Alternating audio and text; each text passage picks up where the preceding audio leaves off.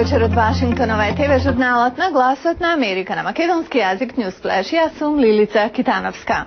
Председателот Барак Обама денес заминува на првото патување во странство откако стана председател во Канада. Но пред тоа да чуеме за другите релации на сад со светот. Американскиот државен секретар Хилари Клинтон изрази загриженост за ситуацијата со севернокорејското раководство и потенцијална криза во обидите за смена на Ким Јонг Ил. Пред да пристигне во Сеул, Клинтон изјави дека администрацијата на председателот Барак Обама е длабоко загрижена за можната смена на владеачката структура во Пјонкјанг. Само неколку часа пред тоа, Северна Кореја издаде најново предупредување дека е подготвена за војна со својот јужен сосед.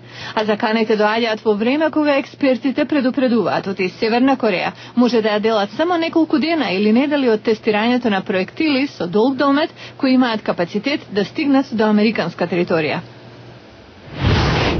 Американскиот секретар за одбрана Роберт Гејтс изјави дека од сојузниците во НАТО кои се среќаваат во Краков, Полска, ќе побара да ангажираат поголем број војници кои би помогнале во обезбедувањето на земјата во очи изборите.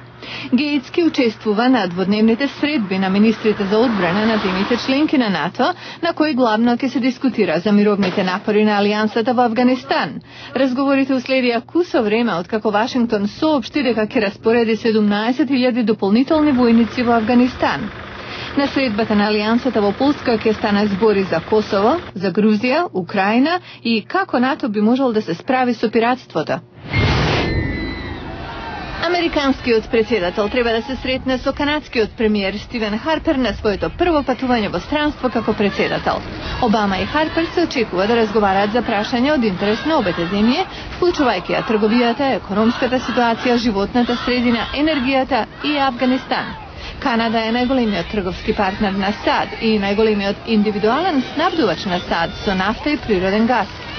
За време на председателската кампања Обама кажа дека е можно ново претресување на северноамериканскиот договор за слободна трговија за да се обезбеди заштита на трудови и стандарди на животната средина. Но во неодамнешно интервју за канадската телевизија Обама зазеде помек став, нагласувајќи дека САД и Канада дневно разменуваат стока во вредност од $1,5 милиарда и дека не е во ничи интерес таа размена да се намали.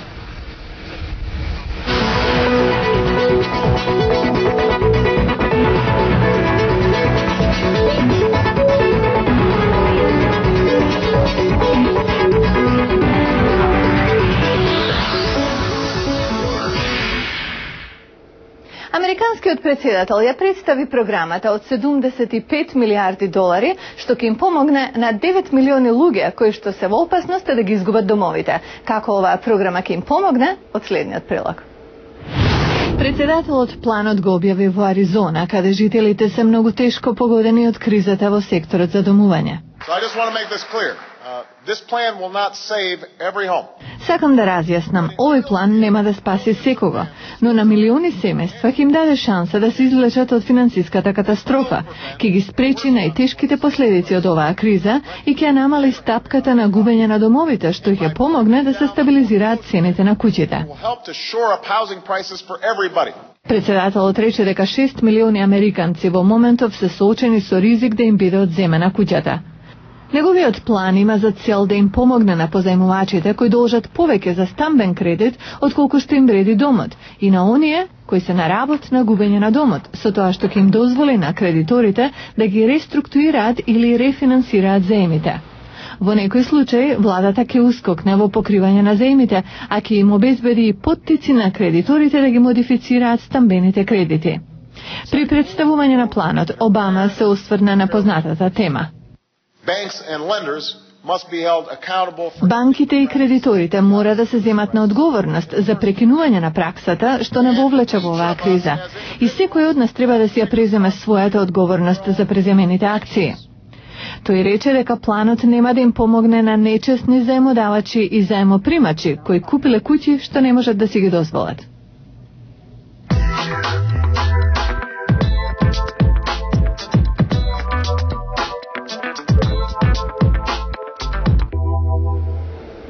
До Додека да заврши овој двуминутен извештај, 20 луѓе во Соединетите Американски држави ќе останат без работа, ако продолжи темпото на безработица од минатиот месец. Но секогаш кога семејството губи приход и се стега ременот, тоа влијае и на други луѓе кои исто така губат работа. Джейсон Полс има повеќе време да си игра со децата откако ја изгубил работата како менаџер во банка. Но барањето друга работа не е игра. Да се изгуби плата со 6 цифри во семејството е огромен удар. Првата работа од која ова семејство се откажа беше јадењето во нивниот омилен ресторан. Секоја недела на бранч одевме во нашиот локален ресторан. Сега одиме, можеби еднаш месечно. Нивниот ресторан Redstone Grill исто така го чувствува ударот, има помалку муштери.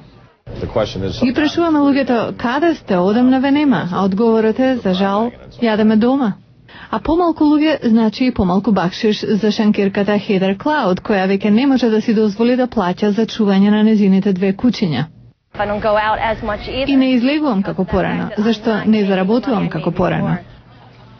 Бидејќи не служи храна како порано, ресторанот почна да нарачува помалку месо од компанијата Allen Brothers. Слабата продажба ја натера оваа местна компанија да отпушти 5% од касапите и возачите на камиони. Кога луѓето губат работа и трошат помалку, се јавува домино ефект. Многу други исто така губат работа.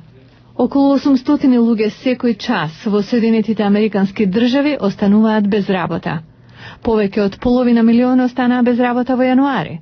Најголема цифра на губиток по Втората светска војна. А економистите не знаат кога ова ќе заврши.